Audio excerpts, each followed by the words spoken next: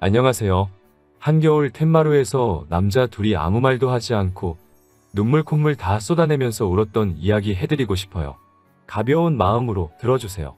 저는 20대 후반의 남자예요. 사람들의 관심을 부담스러워하는 성격이라 어디 가서 제 이야기를 자주 하지는 않는 편인데 오늘은 제 이야기를 하고 싶네요. 저는 평범한 집안에서 태어났어요. 회사를 다니시던 아버지와 집에서 저와 동생 둘을 돌보던 어머니가 계셨습니다. 여동생과 남동생이 한 명씩 있었는데 정말 귀여웠어요. 그런데 제가 초등학교 5학년 때 제 인생은 송두리째 달라졌네요. 그날은 비가 많이 오던 일요일이었어요. 당시 저희 가족은 서울에 살고 있었는데 멀지 않은 곳에서 어머니 친척분의 결혼식이 있었죠. 지방에 살던 다른 친척들은 올라오기가 어려워서 저희 가족이 대표로 축하를 하러 가게 되었다고 들었어요. 일기예보와는 다르게 아침부터 비가 장대같이 쏟아지자 어머니는 아버지께 둘이서만 다녀오자고 하셨지만 어머니 친척분이 아이들도 오랜만에 보고 싶으니 꼭 데리고 오라고 성화를 부리시더래요. 그리고 그날 결혼식에서 돌아오는 길에 교통사고를 당하셨어요. 만취한 대학생들이 몰던 승용차가 부모님이 운전하시던 차를 들이받았고 그렇게 부모님의 차는 반파되어 부모님은 그 자리에서 돌아가셨어요. 덩치가 작았던 동생들도 응급실에 도착했지만 얼마 버티지 못하고 세상을 떠났고 저만 살아남았습니다. 말 그대로 천혜고아였죠.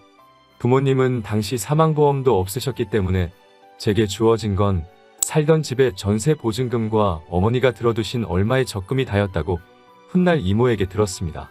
아무튼 그래도 다행스럽게도 외할아버지가 저를 거둬주시겠다 하셨어요. 초등학생이었던 저에게는 거액이나 다름없었던 보증금과 적금을 외할아버지께 맡기고 외할아버지가 사시던 부산으로 이사를 했어요. 초등학교 졸업을 1년 남기고 전학을 갔기 때문에 적응이 쉽지는 않았지만 그래도 이래저래 해내고 있었습니다. 그렇지만 중학교에 입학할 무렵 외할아버지는 급성 심근경색으로 갑자기 세상을 떠나셨어요. 외할아버지의 장례식장에 모인 친척들은 무신경하게 제 이야기를 하시더군요. 재수가 없는 애라서 주변 사람들이 다 불행해진다면서요.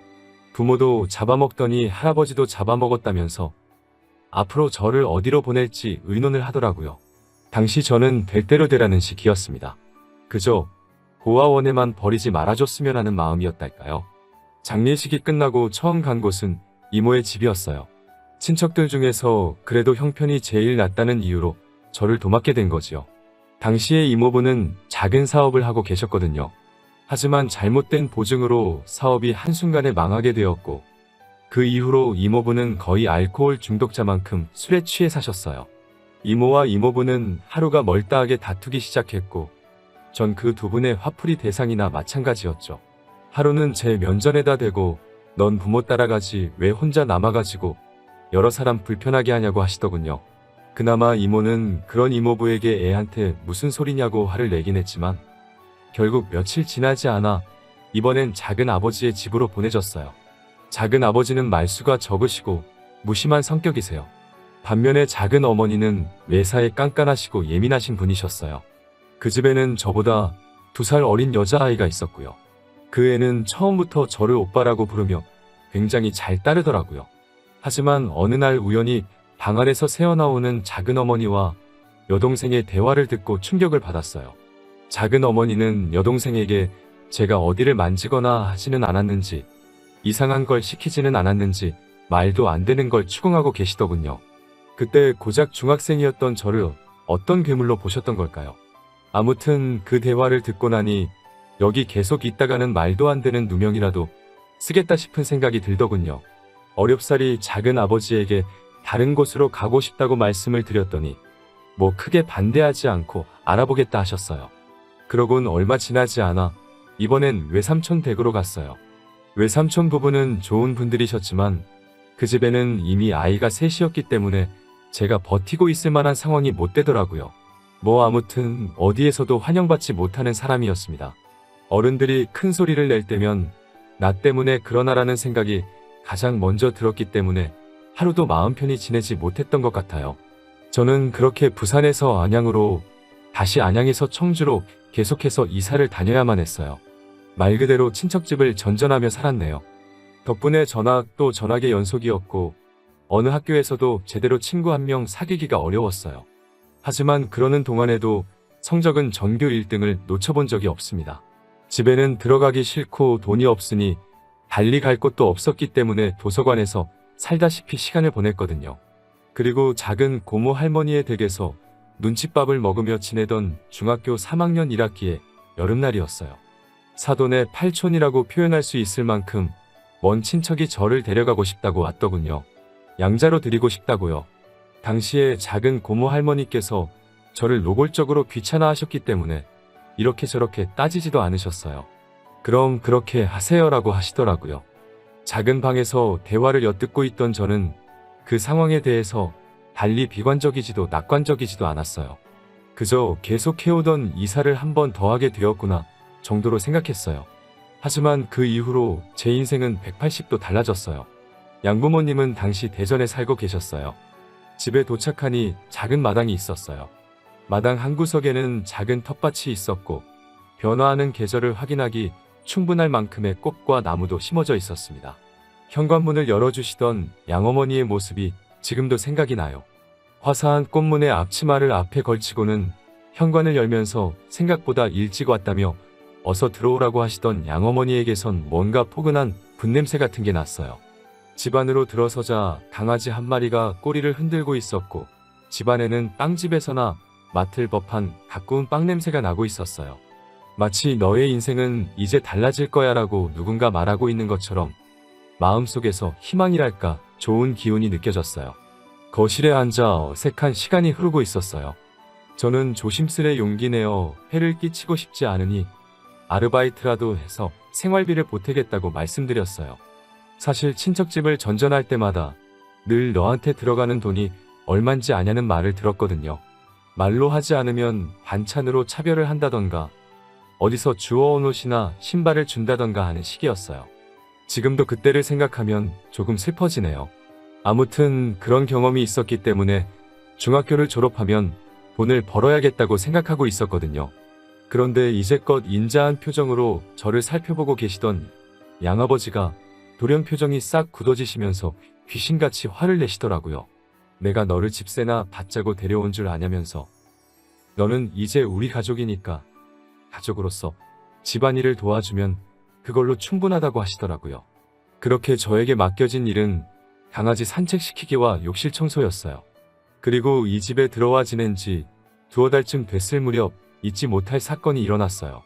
며칠 전 학교에서 진로상담 통지서라는 종이를 한 장씩 나눠주더라고요. 이제 어느 고등학교에 진학하고 싶은지 앞으로의 목표가 뭔지에 대해서 담임 선생님과 부모님이 만나 상의를 해야 한다고 하더라고요. 하지만 저는 집에 와 그 종이를 그냥 쓰레기통에 처박아 버렸습니다. 양부모님께 그런 걸 내밀 만큼 낯이 두껍지 못했거든요. 그리고 귀찮게 굴면 또 다른 친척집으로 버려질지도 모른다는 두려움도 있었고요. 그런데 이튿날 제 방을 청소하시던 양어머니가 그 종이를 발견하셨나봐요. 학교를 마치고 집에 돌아온 제게 양부모님은 그 종이를 내미시며 이게 뭐냐고 물어보시더라고요. 제가 제대로 대답하지 못하고 있자 양어머니는 먼저 엄마가 신경 써주지 못해서 미안하다고 하시더라고요. 양아버지도 내일 아빠가 선생님을 만나보겠다고 하시면서 앞으로는 이런 일들이 있으면 꼭 상의해줬으면 좋겠다고 하시더라고요. 그날 밤 생각지도 못했던 양부모님의 반응에 베개가 흠뻑 젖도록 울고 말았습니다. 다음 날 수업이 끝나고 교실을 나서자 정장을 차려입은 양아버지가 저를 기다리고 계셨어요. 그리고 처음으로 선생님과 양아버지를 모시고 삼자대면을 했습니다. 그런데 선생님께서 저를 많이 칭찬해 주시더라고요. 공부를 참 열심히 하고 머리도 좋은 녀석이라면서 힘드시겠지만 가능하면 좋은 고등학교에 진학시키는 게 좋을 것 같다면서요. 그러면서 선생님은 갑자기 양아버지께 허리를 숙여 인사를 하시더라고요. 부탁드린다면서요. 고작 저를 2달 가르치셨지만 저의 가능성을 높게 봐주신 거지요. 훗날 말씀하시기를 그렇게 복잡한 환경에서 지내면서도 굴곡 없이 유지하는 성적을 보고 뭐래도 될 녀석이라고 생각하셨다고 하시더라고요.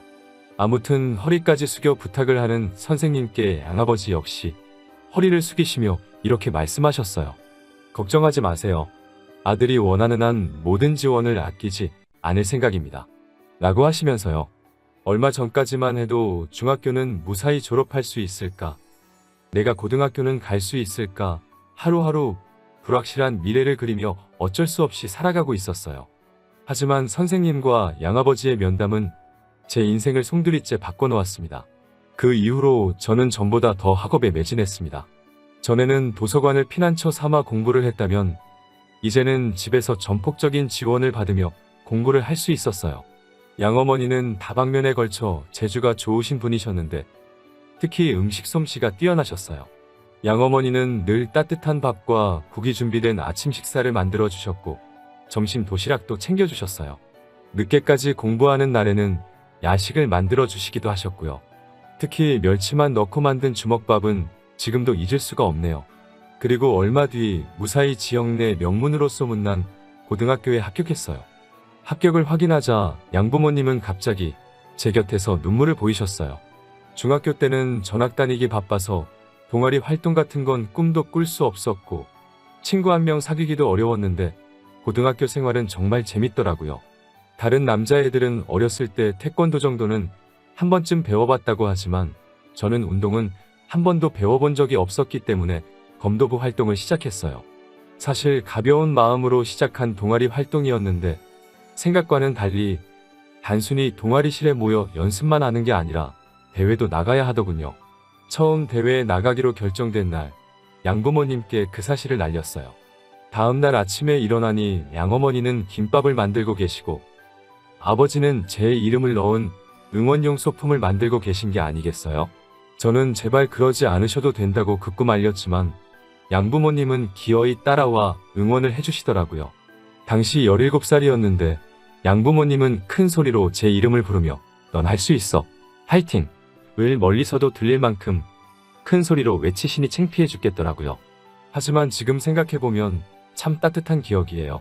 아무튼 경험의 차이는 어쩔 수 없어서인지 나가는 대회마다 2회전 아니면 3회전에서 지고 말았습니다. 그러다 딱 한 번 제가 작은 대회에서 준우승을 한 적이 있어요. 그날 저녁에 정말 사치스러운 식사를 했습니다. 양아버지는 평소에는 음주를 즐기지 않으시는데 그날은 맥주도 드시고 별거 아닌 일에도 호탕하게 웃으시며 그 모습이 정말 기분 좋아 보이더라고요. 솔직히 별거 아닌 성과라고 생각했는데 저렇게 기뻐해 주시는 양부모님을 보니 저도 뿌듯하더라고요. 나중에 양아버지는 술김에 저에게도 한잔하라고 하셨다가 양어머니께 혼나고 그날의 기억을 떠올리면 입가에 미소가 절로 지어질 만큼 완벽한 시간이었어요. 안정적이고 평화로운 일상의 반복은 빠르게 흘러가더군요. 시간은 무탈하게 흘러 어느덧 고등학교 3학년이 되었어요. 이제 대학을 어디로 진학해야 할지 정해야 할 시기가 된 거죠. 하지만 사실 저는 고등학교에 진학하면서부터 오직 서울대 법대만을 목표로 두고 있었어요. 등록금 때문에라도 꼭 국립대를 가고자 했고 기왕 국립대를 간다면 서울대여야 한다고 생각했어요. 양어머니는 사립도 괜찮으니 부담 갖지 말라고 하셨지만 저는 서울대 법대에 무난하게 합격했습니다. 합격을 확인한 후 중학교 3학년 때 저를 믿어주셨던 담임 선생님께 오랜만에 연락을 드렸어요. 서울대 법대에 합격했다고 그때 믿어주셔서 감사하다고 말씀드리니 오열하시더라고요. 왜 내 주변에는 다 나를 미워하는 어른들밖에 없을까 생각하고 세상을 원망하던 무렵 선생님을 만나 제 인생이 달라졌다고 말씀드렸어요. 어디선가 선생님께서 제 사연을 듣게 되신다면 다시 한번 말씀드리고 싶어요. 정말 존경하고 감사드립니다. 대학교는 정말 신세계였어요. 하지만 당시 저는 하루빨리 사법고시를 통과하는 게 목표였기 때문에 한눈 팔 틈이 없었어요. 그런 저를 보면서 양부모님은 그동안 열심히 노력했으니 1학년은 좀 가벼운 마음으로 보내도 괜찮다고 하시더라고요. 공부도 좋지만 노는 것도 중요하다고 말씀하시면서요. 여자친구도 사귀어서 집에 좀 데리고 오라고 하시고요. 그런데 제가 2학년이 되고 얼마 지나지 않아 너무나 슬프고 충격적인 일이 벌어졌습니다. 갑자기 양어머니가 쓰러지신 겁니다. 양어머니의 병명은 위암이었습니다. 평소에도 잦은 소화불량으로 고생하신 건 알고 있었지만 그때마다 대수롭지 않게 여기셨나 봐요. 그런데 얼마 전부터는 구토도 나오고 가슴 통증도 느껴져서 병원을 예약해 두신 상태였다고 해요. 의사 말로는 이미 손쓸 도리가 없을 만큼 진행된 상태라 지켜보는 것 말고는 할 수 있는 일이 없다고 하더군요. 이튿날 눈을 뜨신 양어머니는 저를 보고 제일 먼저 하시는 말씀이 너무 무리해서 공부하지 말라는 거였어요. 곧이어 양어머니는 자기가 왜 이러냐고 양아버지께 물어보셨어요. 양아버지는 양어머니께 병명을 말씀해 주셨고 양어머니는 큰 충격을 받으신 것 같으셨어요. 사실 그때 양아버지와 양어머니의 모습을 어떻게 글로 묘사해야 할지 모르겠어요. 드라마나 영화에서처럼 울며불며 살려달라고 하시는 것도 아니었고 뭐랄까 어떻게 표현해야 할지 모르겠네요. 그때가 오전 11시쯤이라 커튼 사이로 햇살이 들어오고 있었는데 그게 눈부셔서였을까요? 저도 모르게 눈물을 흘렸고 저희 셋은 서로 끌어안고 한참을 있었습니다. 그래도 어떻게든 좀 더 오래 머물러 주실 줄 알았는데 두어 달 뒤 양어머니는 결국 세상을 떠나셨어요. 자는 동안 토사물이 기도를 막아서 천천히 질식사하셨다고 하더라고요. 그때 전 양어머니가 누워 계시던 침대 바로 옆에 있는 소파에서 자고 있었어요. 정말 스스로가 한심하고 멍청하게 느껴져서 견딜 수가 없었어요. 나란 인간은 어떻게 된 모양이라 사람이 옆에서 죽어가는데 잠이나 잘 수 있는 건가라는 생각이 들자 스스로 모멸감이 들더라고요. 가슴이 찢어질 듯 괴롭고 양아버지를 대할 면목이 없었습니다. 곧이어 양어머니의 장례식장에는 친척들이 모였습니다. 모처럼 만난 친척들이었지만 하나도 반가울 것 없는 사이였어요. 그리고 외할아버지가 돌아가셨을 때처럼 또 그들은 무신경하게 제 이야기를 시작하더라고요. 결국 이 집도 저 녀석 때문에 불행해졌다면서요. 저주받은 인간이라면서 사회에서 격리를 시켜야 한다는 말을 아무렇지도 않게 내뱉고 있더군요. 살아야 할 사람은 떠나고 저런 애는 지독하게 살아남는다는 악담에 가까운 그런 말을 들으면서도 전 한마디도 하지 못하고 있었습니다. 그런데 갑자기 양아버지가 장례식장에 떠나가리만치 소리를 치시며 내 자식 욕하는 새끼는 어떤 새끼냐고 다목을 비틀어버리겠다고 고함을 치시더라고요. 그딴 소리 짓거릴 거면 여기서 당장 꺼지라며 분통을 터뜨리셨어요. 그러자 이내 정막이 찾아왔어요. 양아버지는 제 손을 꼭 쥐시며 화장실 가서 귀를 닦고 오라고 더러운 소리를 들었으니까 씻어내버리라고 하시더라고요.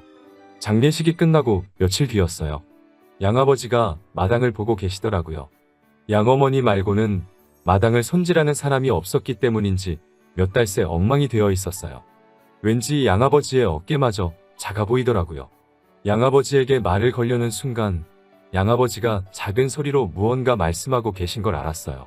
잘 들어보니 고생했어라고 말씀하고 계시더라고요. 생전에 양어머니와 양아버지는 정말 다정한 부부셨기에 그 마음이 얼마나 아플지 감히 가늠조차 알 수 없었어요. 저는 양아버지 앞에 무릎을 꿇고 빌었습니다. 옆에서 자면서도 양어머니가 돌아가시는 걸 눈치채지 못해서 정말 죄송하다고 몇 번이고 빌었습니다. 정말 죄송하다고요.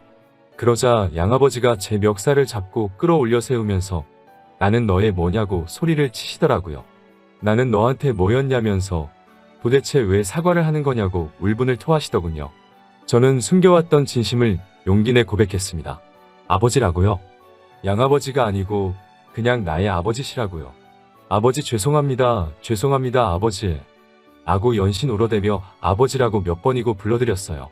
그러자 그 순간 아버지는 갑자기 눈물을 보이시고 저도 눈물이 흐르기 시작했어요. 둘이서 끌어안고 한참을 그렇게 울었습니다. 아버지는 저에게 다음에는 양어머니에게도 꼭 말해달라고 하시더라고요. 그리고 이렇게 떠나신 어머니께 인사를 드려봅니다.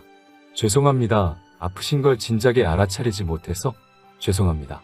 가시는 날 바로 옆에 있었는데도 눈치채지 못해서 정말 죄송합니다. 용기가 없어서 죄송합니다. 어머니라고 불러드리고 싶었어요. 정말 부르고 싶었지만 무서워서 부를 수가 없었습니다. 병실에서 잠들어 계신 어머니를 불렀는데 대답이 없으면 어쩌지라고 생각하니 입을 떼기가 어려웠습니다. 그러다 한번 몰래 어머니라고 불렀었어요. 지금 생각해보면 살아계셨을 때 불렀어야 하는데 후회가 됩니다. 정말 죄송합니다. 그리고 사랑합니다. 갈 곳 없는 저를 거두어 이렇게 잘할 수 있도록 사랑과 행복을 나누어 주셔서 정말 감사합니다. 어머니가 만들어주셨던 주먹밥이 정말 좋았습니다. 집에서 먹던 따뜻한 밥이 그립고 어머니의 계란말이가 정말 그립습니다. 오늘의 사연은 여기까지입니다. 사랑하는 가족들에게 하고 싶은 이야기가 있다면 너무 늦기 전에 해보시는 건 어떨까요? 긴 사연 들어주셔서 감사합니다.